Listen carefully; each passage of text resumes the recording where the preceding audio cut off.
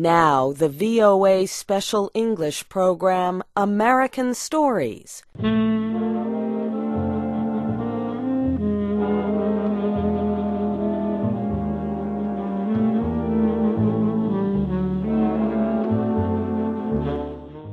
Our story today is called The Open Boat. It was written by Stephen Crane and is based on what really happened to him in 1896. Crane was traveling from the United States to Cuba as a newspaper reporter. One night, his ship hit a sandbar. It sank in the Atlantic Ocean off the coast of Florida. Most of the people on board got into lifeboats. Crane was among the last to leave. There were 3 others with him, the ship's captain, the cook, and a sailor. These 4 men climbed into the only remaining lifeboat.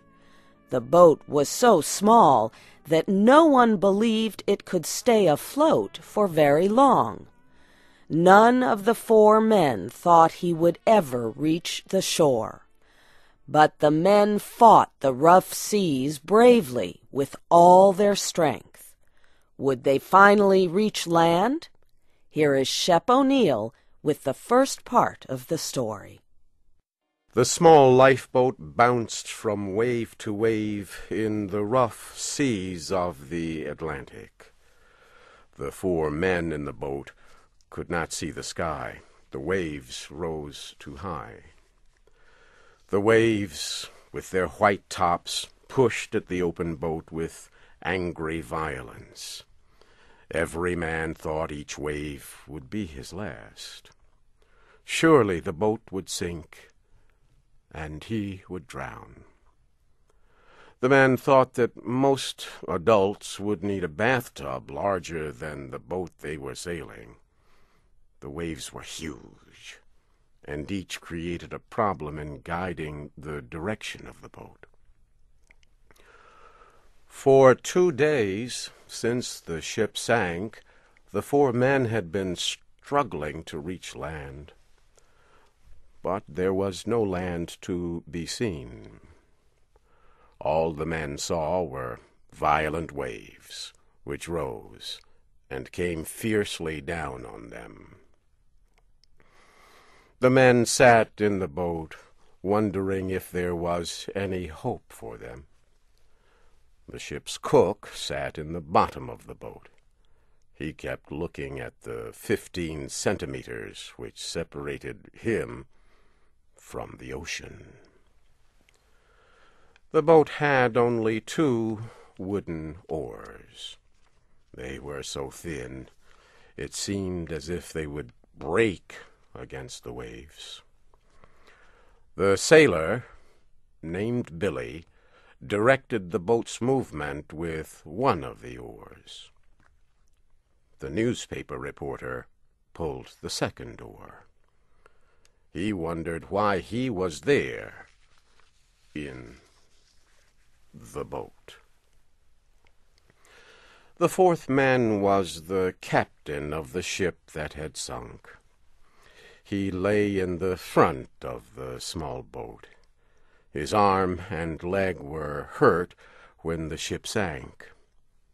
The captain's face was sad. He had lost his ship and many of his sailors. But he looked carefully ahead, and he told Billy when to turn the boat. "Keep her a little more south, Billy," he said. "A little more south, sir," the sailor repeated. Sitting in the boat was like sitting on a wild horse. As each wave came, the boat rose and fell, like a horse starting toward a fence too high to jump. The problem was that after successfully floating over one wave, you find that there is another one behind it, just as strong and ready to flood your boat. As each wall of water came in, it hid everything else that the man could see. The waves came in silence. Only their white tops made threatening noises.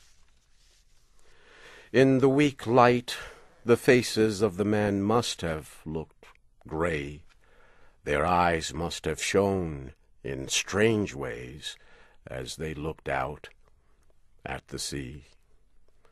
The sun rose slowly into the sky.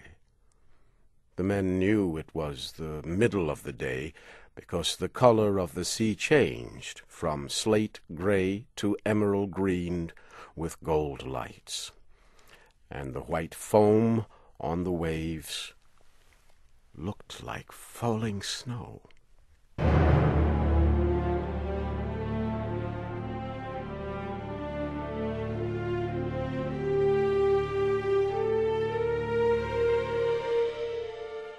As the lifeboat bounced from the top of each wave, the wind tore through the hair of the men. As the boat dropped down again, the water fell just past them. The top of each wave was a hill from which the men could see for a brief period a wide area of shining sea. The cook said the men were lucky because the wind was blowing toward the shore. If it started blowing the other way, they would never reach land. The reporter and the sailor agreed, but the captain laughed in a way that expressed humor and tragedy all in one. He asked, "Do you think we've got much of a chance now, boys?" This made the others stop talking. To express any hope at this time, they felt to be childish and stupid. But they also did not want to suggest there was no hope, so they were silent. "Oh, well," said the captain, "we'll get ashore all right." But there was something in his voice that made them think, as the sailor said, "Yes, if this wind holds." Seagulls flew near and far. Sometimes the birds sat down on the sea in groups near brown seaweed that rolled on the waves. The anger of the sea was no more to them than it was to a group of chickens 1,000 miles away on land. Often the seagulls came very close and stared at the men with black bead-like eyes. The men shouted angrily at them, telling them to be gone. The sailor and the reporter kept rowing with the thin wooden oars. Sometimes they sat together, each using an oar. Sometimes one would pull on both oars, while the other rested. Brown pieces of seaweed appeared from time to time. They were like islands, bits of earth that did not move. They showed the men in the boat that it was slowly making progress toward land.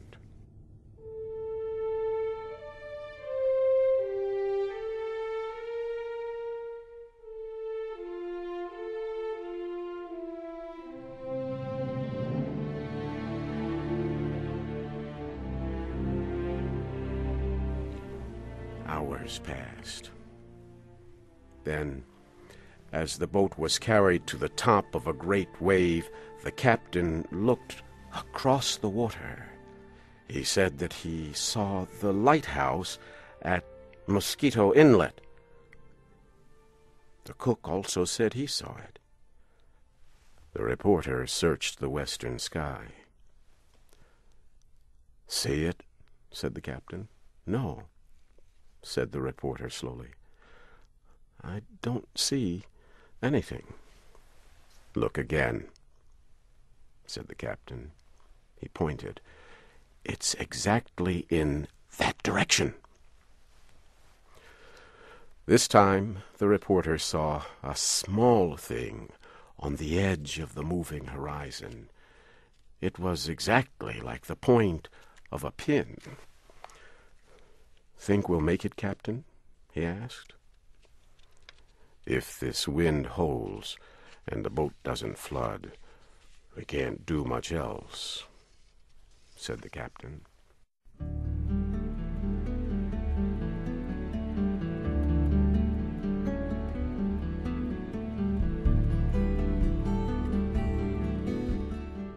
It would be difficult to describe the brotherhood of men that was here established on the sea. Each man felt it warmed him. They were a captain, a sailor, a cook, and a reporter. And they were friends. The reporter knew even at the time that this friendship was the best experience of his life. All obeyed the captain. He was a good leader. He always spoke in a low voice and calmly. "I wish we had a sail," he said, "to give you two boys a chance to rest." So they used his coat and one of the oars to make a sail, and the boat moved much more quickly. The lighthouse had been slowly growing larger. At last, from the top of each wave, the men in the boat could see land. Slowly the land seemed to rise from the sea. Soon the men could see two lines, one black and one white. They knew that the black line was formed by trees, and the white line was the sand. At last the captain saw a house on the shore, and the lighthouse became even larger. "The keeper of the lighthouse should be able to see us now," said the captain. "He'll notify the life-saving people." Slowly and beautifully the land rose from the sea. The wind came again. Finally the men heard a new sound, the sound of waves breaking and crashing on the shore. "We'll never be able to make the lighthouse now," said the captain. "Swing her head a little more north, Billy." "A little more north, sir," said the sailor. The men watched the shore grow larger. They became hopeful. In an hour, perhaps, they would be on land. The men struggled to keep the boat from turning over. They were used to balancing in the boat. Now they rode this wild horse of a boat like circus men. The water poured over them.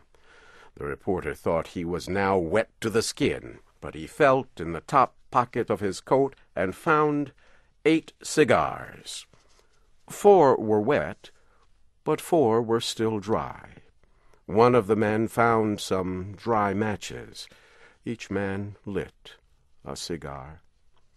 The 4 men sailed in their boat with the belief of a rescue shining in their eyes. They smoked their big cigars and took a drink of water.